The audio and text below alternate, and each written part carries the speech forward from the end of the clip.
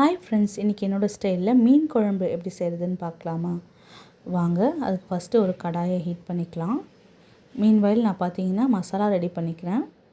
அதுக்கு கொஞ்சம் பூண்டு, இஞ்சி, ஒரு துண்டு இஞ்சி, ஒரு பெரிய சைஸ் வெங்காயம், பட்டை, லவங்கம், கூட கொஞ்சம் மல்லி இலை சேர்த்து மிக்சர் ஜாரில் அரைச்சி வச்சுக்கலாம். ஸோ இப்போ பார்த்தீங்கன்னா கடாய் நல்லா சூடாகிடுச்சு. நான் இன்றைக்கி நல்லெண்ணெய் சேர்த்து தான் மீன் குழம்பு வைக்க போகிறேன். நல்லெண்ணெய் சேர்த்து சமைச்சிங்கன்னா ரொம்ப டேஸ்ட்டாக இருக்கும். ஸோ வாங்க நல்லெண்ணெய் ஆட் பண்ணிக்கலாம். கொஞ்சம் எண்ணெய் தாராளமாக சேர்த்துக்கோங்க. இப்போ எண்ணெய் நல்லா சூடாகட்டும். இப்போ இதில் பார்த்தீங்கன்னா ஒரு ஸ்பூன் கடுகு, ஒரு ஸ்பூன் வெந்தயம் சேர்த்துருக்கேன். இது ரெண்டும் சேர்த்து நல்லா பொரிய விட்டுருங்க. இதில் கொஞ்சமாக சின்ன வெங்காயம் உரித்து வச்சுருக்கேன், அதையும் சேர்த்துக்கலாம். அப்புறம் ஒரு கொத்து ஃப்ரெஷ்ஷான கருவேப்பிலை சேர்த்து நல்லா வதக்கி விட்டுக்கோங்க. இப்போ எல்லாம் நல்லா பொரியட்டும்.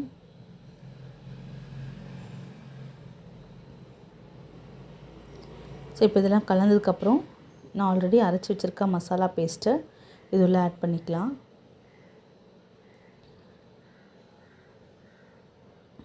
இந்த மசாலாவை கலந்து விட்டுக்கோங்க. நல்லா இந்த மசாலாவோட பச்சை வாடை போகிற வரைக்கும் நல்லா வதக்கிக்கலாம். இப்போ பார்த்தீங்கன்னா மசாலாவோட பச்சை வாடை போய் நல்லா குக் ஆகிடுச்சு. இப்போ இதில் தேவையான அளவுக்கு உப்பு சேர்த்துக்கலாம்.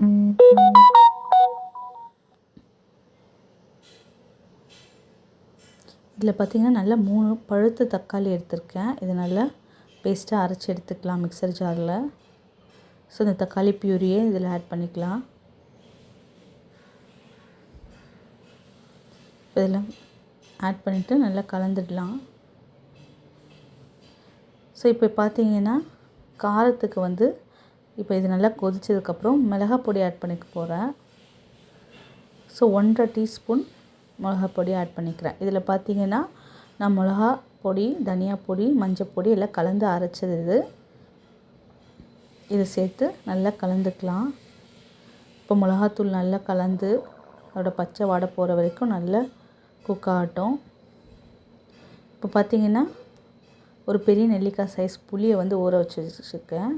இப்போ இந்த புளியை நல்லா கரைச்சி எடுத்துக்கலாம்.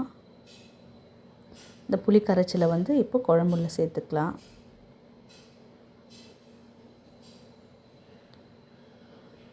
இப்போ இதையும் நல்லா கலந்துட்டு தேவையான அளவுக்கு தண்ணி விட்டு நல்லா கொதிக்க விடணும்.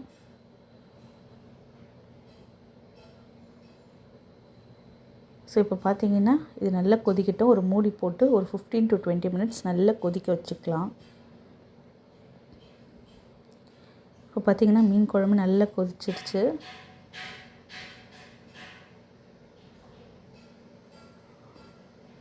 இந்த ஸ்டேஜில் நல்லா கொதிக்கட்டும்.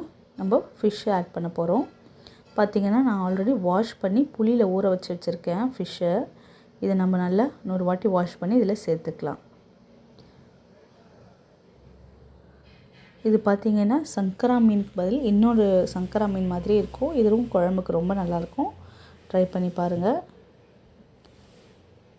ஸோ இந்த மீன் இது உள்ளே ஆட் பண்ணிவிட்டு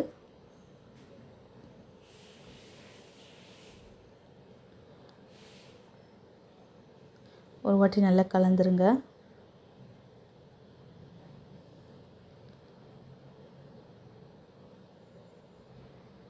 இப்போ லிட்டை க்ளோஸ் பண்ணிக்கலாம். மறுபடியும் லிட்டை க்ளோஸ் பண்ணி ஒரு 10 மினிட்ஸ் நல்லா கொதிக்கட்டும். அப்புறமா மீடியம் ஃப்ளேமில் வச்சு ரொம்ப நேரமாக குக் பண்ணுங்கள். ஒரு 5 to 10 மினிட்ஸ் குக் பண்ணுங்கள்.